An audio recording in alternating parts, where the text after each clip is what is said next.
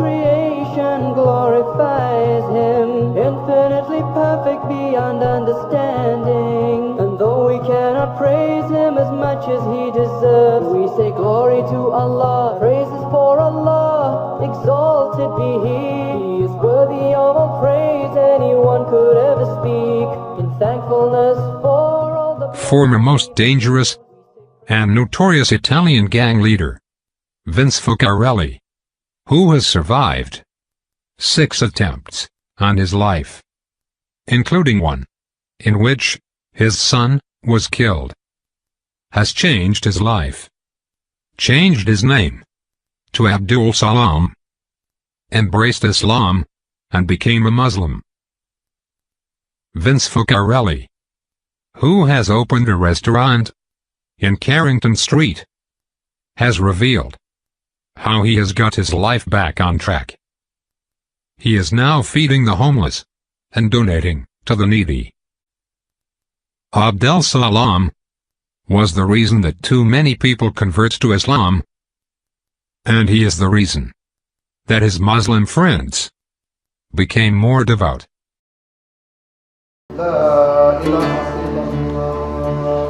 So has his Islamic faith. On Tuesday nights he feeds the homeless from the rear of the cafe that serves up all types of cuisine, from traditional Arabic to Italian and vegan. We cook pasta, we make soup, we give bottled water, blankets, socks, things like that. We make a package. We probably can't cater for the 6,000 homeless that there is in South Australia, Adelaide, but we do the best we can every week to provide a service for them. He also uses his notorious past to help guide troubled youth here and interstate with a simple message. It's an evil way to live, and with evil comes evil, you know. And with evil and stuff like that, Frank, a lot of people suffer, not just yourself. It's like a domino effect, you know. You have your wife, your kids, your mother, your father, you know, your friends. It's not just you, you know, and that's where the selfishness comes in. And he counsels those behind bars who, like him, took the wrong road, like Dan. There's a mate of mine, I'm very proud of him. His name is Dan. He took the name of Yusuf. I want to send Ramadan Karim to him and let him know that all the brothers out here, I've been hearing about him. They're very proud of him for his change. What advice would you have for any young person out there today that may be taking the wrong fork in the road? It's not worth it.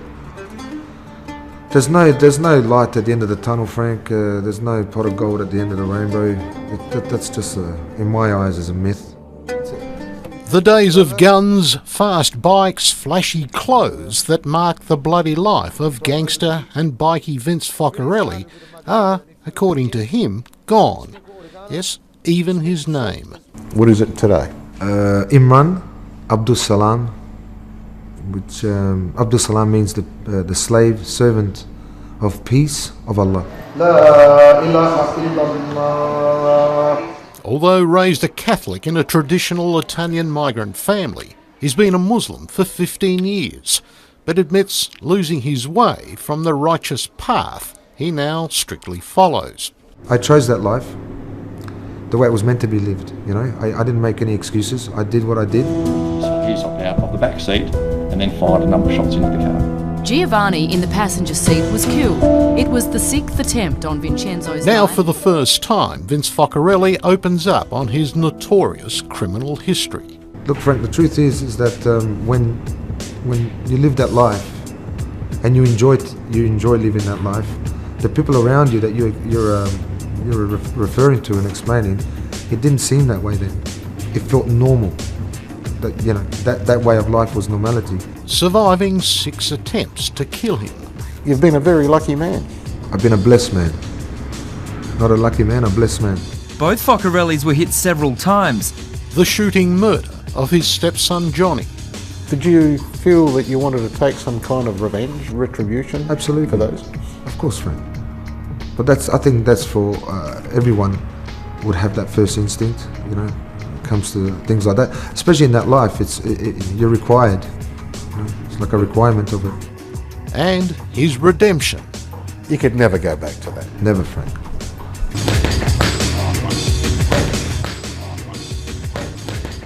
And says a combination of his Italian background and the Hollywood gangster mythology saw him take the wrong road. You know, I'm not embarrassed to admit it. It did, yeah. It influenced me in a big way. It led him to motorcycle gangs like the Hells Angels, the Comancheros, and then his own New Boys gang, setting up office in a tattoo parlour where violent rivalries often spilled into Hindley Street. Do you think at the time perhaps it was a rather selfish road to lead? Without a doubt. Anyone that lives that life, I mean, it's up to between them and Allah to change, but that's not a life to live. You wouldn't, I was educating and pretty much promoting that sort of lifestyle, recruiting, and I feel very silly, very ashamed. I have, to a degree, I don't think much of it because that was my journey. He won't talk about the gangs in any detail, nor why they wanted him dead. 2 Hells Angels associates blew themselves up trying to deliver a bomb to his home. Were you living in fear yourself after all that?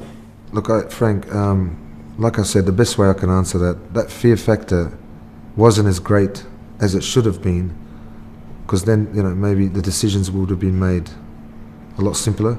I was concerned about my family, and I had no time to be concerned about myself. I chose that life, like I said, and whatever came at me, I took it on the chin for myself, but the concern was for the family. But his family did become targets. Police say the video leaves no doubt that Focarelli knows who killed his son. He is not cooperating whatsoever. While sitting in a car, Vince and his stepson Johnny were hit by a hail of bullets. Very sad, and very concerning that he wouldn't die, that I'll make it to the hospital. Were you telling him that while you were in the car? Was he conscious or? No. I was telling myself that it was okay, that he's just unconscious and everything will be okay. And I was talking to him, obviously, and I didn't want to believe that was it. Johnny was dead by the time the ambulance reached them. Vince was badly wounded. Was that the sort of turning point in your life, you think? No. It wasn't? I have to answer you honestly, Frank. I was very angry and, and frustrated at the situation. Did you have feelings of revenge? Yes. Absolutely. On his release from hospital, Vince was arrested. He wound up in solitary confinement in Yatla's G Division. It was to be his road to Damascus moment. I started reading the Quran, and a lot of things spoke to me in regards to my life. You can't delay it, or you can't prolong death, but everything is written. Allah has written it.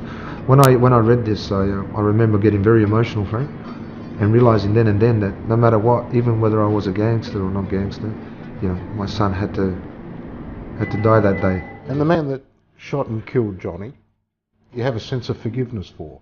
Absolutely, Frank. I believe strongly in this religion, and it's because of this religion that I am able to forgive the man that has shot my son. It hasn't been an easy road for that, I can tell you, but I'm there.